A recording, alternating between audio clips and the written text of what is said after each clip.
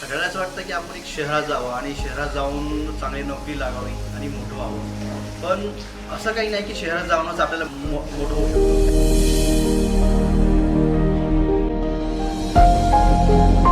खरं तर मी माझे 2 वर्ष पुण्यात घालवले म्हणजे ह्याच्यासाठी माझ्या स्टडीसाठी. पण मला शहरापेक्षा माझ्या गावाकडं जे नेचर आहे, जे निसर्ग आहे, तो मला ह्या शहरापेक्षा खूप चांगला वाटला. आणि माझ्या टीममध्ये असे काही मेंबर आहे जे गावाकडून जाऊन शहरात नोकरी करायचे. पण मला अभिमानाने सांगू वाटतं की ती शहरातली नोकरी सोडून आज पुन्हा ते गावाकडे येऊन माझ्या टीमबरोबर काम करतात.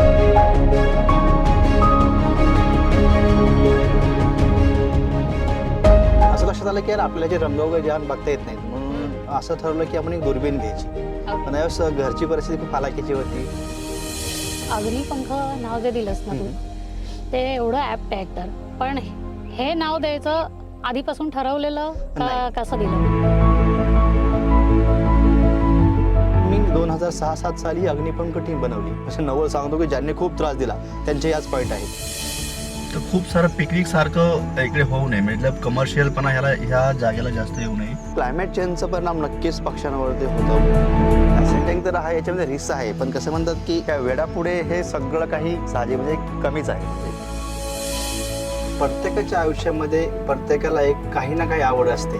जी काही आपली स्वप्ने असेल किंवा जी आवड असेल, जी आपण ज्यावेळेस पूर्ण करतो त्यावेळेस बऱ्याचशा आपल्याला अडचणी येत असतात. आणि त्या सगळे अडचणीवर मात करून मी माझी स्वप्न पूर्ण केली आहेत आणि अजूनही माझी बरीचशी स्वप्न आहेत आणि तीही मी नक्कीच पूर्ण करेन.